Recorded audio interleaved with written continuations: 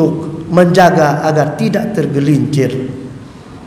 Wa syurura nafsi, dan menjaga agar aku terhindar dari keburukan diriku, agar jiwanya tidak terkotori.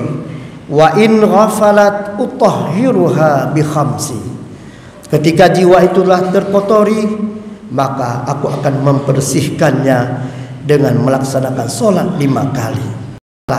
Di tempat kerja, dalam rumah tangga, dalam masyarakat, tentu ini merupakan tantangan-tantangan sendiri, sehingga Allah menginginkan kita husnuzan kepadanya. Apapun yang kita hadapi itu adalah proses kematangan iman kita. Harus dapat mengupgrade husnuzan kita kepada Allah Subhanahu wa taala. Tidak boleh ada musibah yang dapat mengikis iman kita kepada qadar Allah Subhanahu wa taala. Ketika Allah memberikan sebuah musibah, ingat. Assalamualaikum warahmatullahi wabarakatuh. Banyak sekali pertanyaan jamaah, Ustadz kasih kami channel untuk kajian anak-anak muda. Di antara anak muda berasal dari Aceh, luar biasa, channelnya Maulizul Akbar Nak. Tonton, subscribe, like, share, komen. Assalamualaikum warahmatullahi wabarakatuh.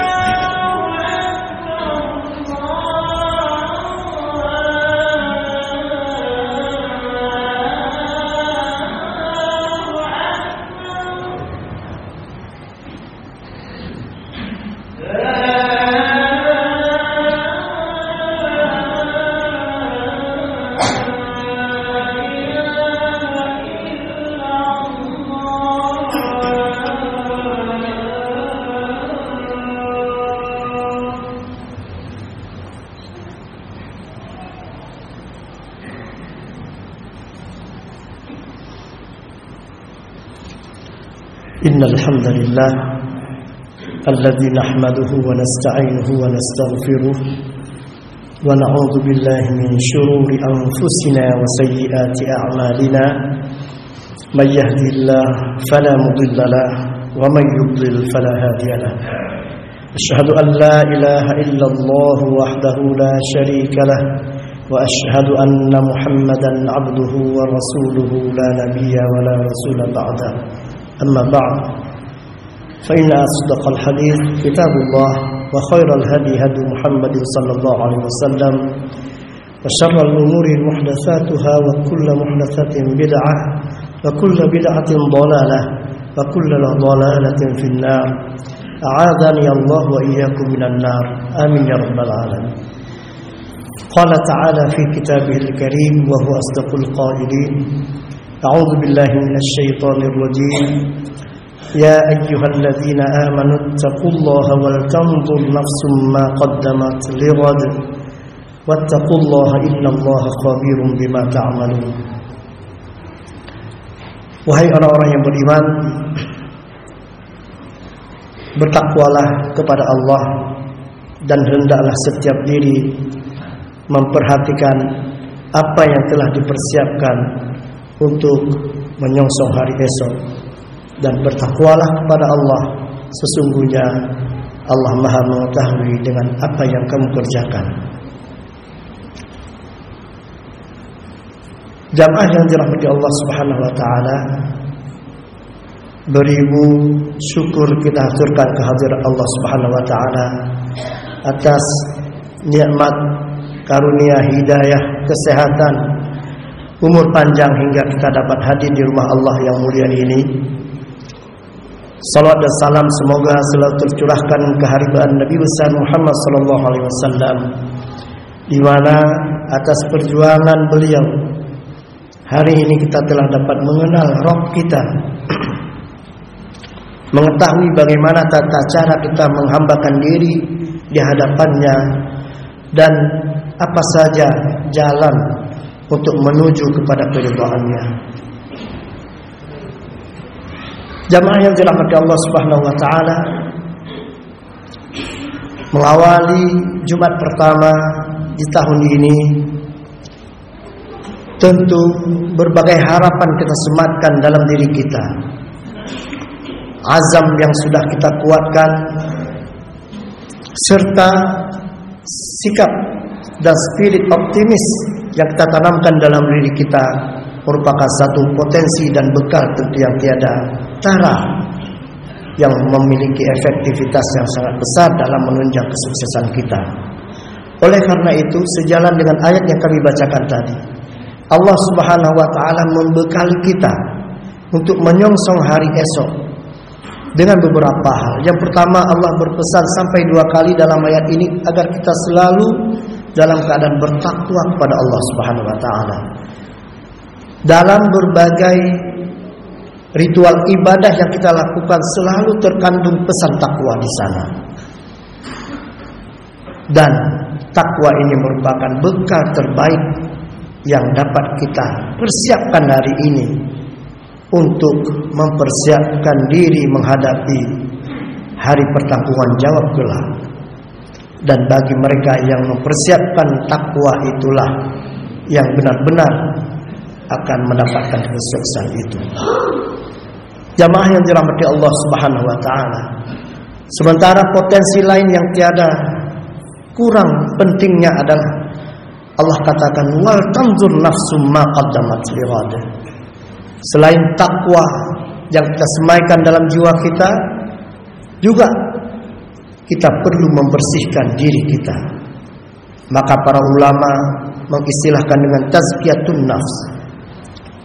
Perlu kita sadari bahwa insan sebagai makhluk yang diciptakan oleh Allah Subhanahu wa taala sebagai khalifah, pengganti bagi makhluk sebelumnya yang telah ada di muka bumi ini, memiliki peran ganda, di mana di satu sisi ia sebagai hamba Allah, abdullah, harus melaksanakan segala aktivitasnya sesuai dengan keinginan Allah Subhanahu wa taala.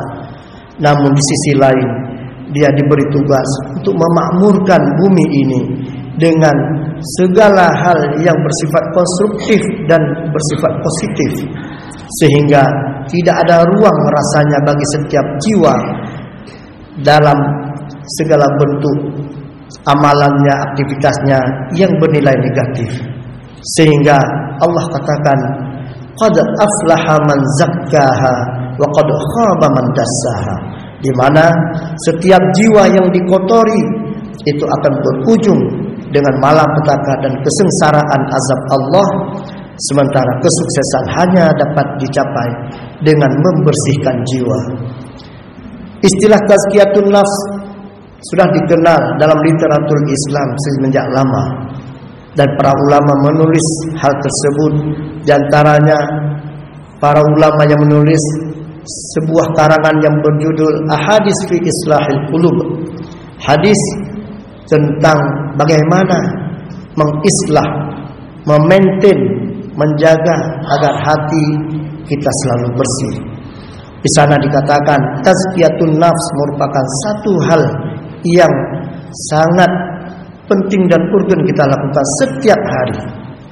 Bahkan seorang penyair mengatakan, ujahidu zallati wa syurura nafsi, aku selalu melakukan bermujahadah untuk menjaga agar tidak tergelincir, wa syurura nafsi, dan menjaga agar aku terhindar dari keburukan diriku, agar jiwanya tidak terkotori. Wa in ghafalat utahhiruha bi khamsi, ketika jiwa itulah terkotori, maka aku akan membersihkannya dengan melaksanakan sholat 5 kali. Artinya di sini setiap kita harus melalui proses penyucian jiwa itu. Oleh karena itu sholat 5 waktu merupakan salah satu di antara cara kita membersihkan diri kita. Rasulullah SAW menganalogikan dalam hadisnya yang mulia bahwa sholat 5 waktu itu diibaratkan seperti sebatang sungai yang ada di depan rumah setiap kita, lalu kita mandi di sana 5 kali sehari semalam.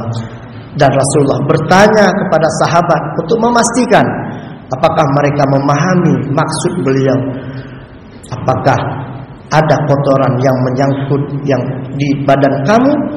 Para sahabat menjawab, tentu tidak ya Rasulullah. Kalau kami mandi 5 kali sehari semalam di sungai itu, mustahil akan ada kotoran di tubuh kami. Rasulullah kemudian menyatakan, itulah solat yang kamu lakukan. Sebenarnya solat itu tidak hanya sebatas ritual semata untuk mempersembahkan penghambaan kita kepadanya, namun lebih kepada proses penyucian jiwa. Setiap kita harus melalui proses itu. Maka setiap orang yang ingin suci jiwanya, sholat 5 waktu dapat kita katakan sebagai cara yang efektif untuk menyucikannya. Tapi pertanyaannya, apakah ada jaminan dengan kita sholat yang kita lakukan hari ini sudah puluhan tahun bisa membersihkan jiwa kita? Kita sendiri yang bisa mengetahuinya. Dan tentu yang sangat perlu diperhatikan dalam proses sholat itu adalah bagaimana kita melaksanakannya. Apakah prosesnya benar, baru akan menghasilkan sesuatu yang baik. Bila sholat yang kita lakukan itu hanya sekedar melepas kewajiban, tentu masih jauh dari harapan. Maka Rasulullah dan dalam ayat-ayat Allah Subhanahu wa taala ditegaskan bahwa tujuan salat itu innas salata tanha 'anil fahsya'i wal munkar. Ketika salat itu mampu mencegah kita dari kekejian dan kemungkaran, maka di saat itulah proses penyucian jiwa itu kita peroleh. Tapi Rasulullah katakan, kalau salat itu tidak mampu membendung seseorang dari melakukan kemungkaran, maka salat itu hanya menambah jauh dirinya dengan Allah Subhanahu wa taala. Wal a'yadu billah. Tentu tidak ada orang yang perlu kita salahkan selain diri kita sendiri. Karena itu proses salat yang kita laksanakan harus dibarengi dengan ilmu yang cukup, kemapanan spiritual intelektual kita, agar salat itu memberikan efek yang baik dalam penyucian jiwa kita. Lalu bizikrillahi ushghiluha naharan wa bil ashari kai ahdha bi unsi. Proses yang kedua dalam penyucian jiwa juga dapat dilakukan dengan zikrullah. Selalu melazimi zikir dalam diri kita pada Allah Subhanahu wa taala. Meletakkan Allah sebagai prioritas kita, sebagai tujuan akhir untuk mendapatkan ridha Allah Subhanahu wa taala dalam setiap kegiatan dan aktivitas dalam keseharian kita. Istighfar yang kita lantunkan, doa-doa permohonan yang kita panjatkan, tentu hal ini merupakan sebuah media yang sangat efektif untuk membuat jiwa kita yang kacau, jiwa kita yang tidak terarah, jiwa kita yang labil akan berproses menjadi jiwa yang disebutkan uns, yang jinak, yang dia tahu harus mengadu kemana, yang dia tahu bahwa dirinya itu lemah, sehingga sifat sombong, angkuh, merasa diri benar dan lebih baik ini akan terkikis, sehingga jiwa itu akan menjadi suci dan bersih. Lalu yang ketiga, untuk menyucikan jiwa juga dapat dilakukan dengan menanamkan sifat qanaah dalam kehidupan kita. Famad dunya laha qadrun biqalbi wala jahun biha alfun kafirsi. Juga dunia tidak diletakkan di dalam hatinya, tidak menganggap dunia ini berharga, walaupun itu berupa jah, kemegahan, harta, tahta, semuanya sudah didapatkan, tapi dia hanya meletakkan di tangannya untuk kemudian menyalurkan kepada orang-orang yang memerlukan, kepada pihak-pihak yang lebih berkepentingan, sehingga hatinya dan jiwanya tetap bersih, tidak terkotori oleh syahwat keduniaan.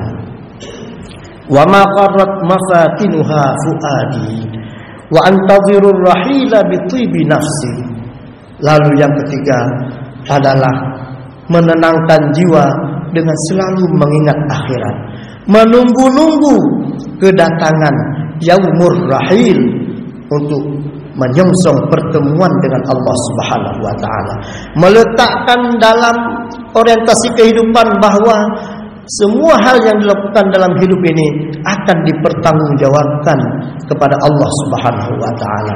Laqad ji'tumuna kama khalaqnakum awwala marrah bal za'amtum allan naj'ala lakum mau'ida. Allah menggambarkan bahwa ada dua golongan. Dalam surah Al-Kahfi Allah katakan Allah akan menghadapi kita setiap orang sebagaimana Allah menjadikan kita sendiri-sendiri. Kita dilahirkan sendiri dan akan bertanggung jawab di hadapannya sendirian pula. Laisa bainahu wa bainahu turjuman. Tidak ada penerjemah yang perlu menerjemahkan bahasa kepada Allah Subhanahu wa taala.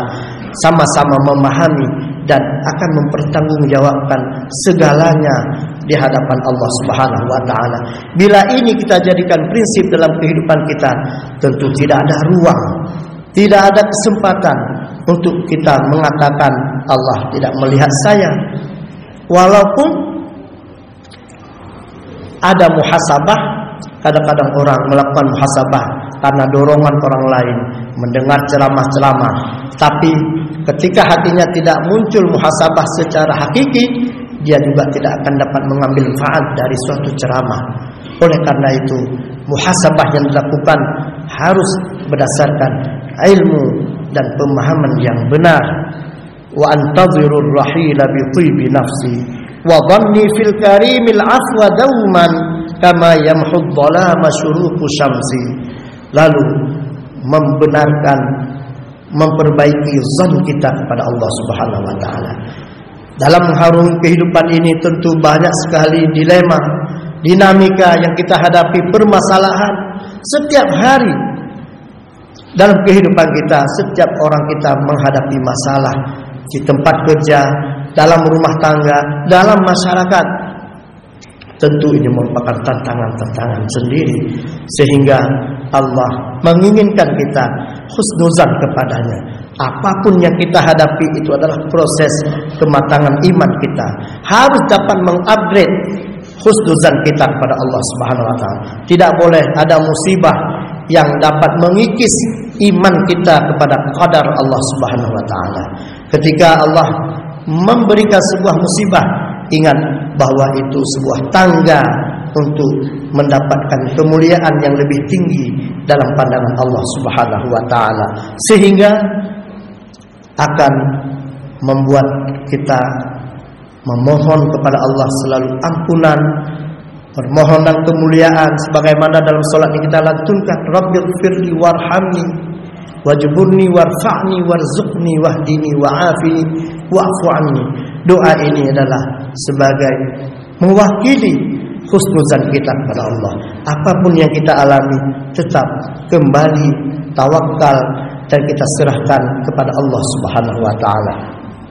Dengan itu maka semua kesalahan kita akan dihapuskan oleh Allah Subhanahu wa taala dan diberikan jalan menuju keridhaannya dengan penuh kemudahan. Bagi orang-orang yang bertakwa, tentu Allah berikan jalan kemudahan itu, sebagaimana juga diberikan kepada orang yang menjaga jiwanya selalu bersih dari noda dan dosa. Semoga Allah menjadikan kita orang-orang istiqamah di jalannya dan selalu bermujahadah untuk mendapatkan ridha-Nya. Amin ya rabbal alamin. Aqul qawli hadza astaghfirullah lakum fastaghfiruh innahu huwal ghafurur rahim.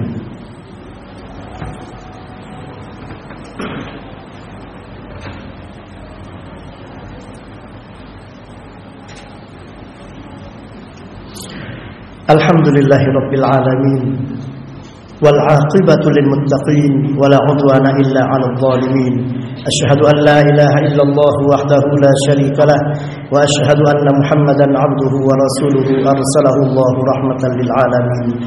اللهم صل وسلم وبارك على هذا النبي الكريم وعلى آله وصحبه أجمعين. أما بعد، فيا عباد الله اتقوا الله أوصيكم ونفسي بتقوى الله حيثما كنتم فقد فاز من اتقى.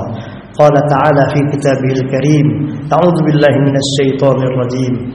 يا أيها الذين آمنوا اتقوا الله ولتنظر نفس ما قدمت لغد واتقوا الله إن الله خبير بما تعملون. اللهم اغفر للمسلمين والمسلمات والمؤمنين والمؤمنات الأحياء منهم والأموات وتابع بيننا وبينهم بالخيرات. رب اغفر وارحم وأنت خير الراحمين. ربنا اغفر لنا ذنوبنا وذنوب آبائنا وأمهاتنا يا رب العالمين.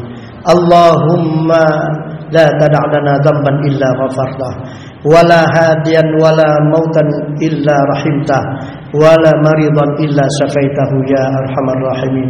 ربنا هب لنا من أزواجنا وذرياتنا قرة أعين واجعلنا للمتقين إماما. ربنا آتنا في الدنيا حسنة وفي الآخرة حسنة وقنا عذاب النار. والحمد لله رب العالمين. أقيموا الصلاة.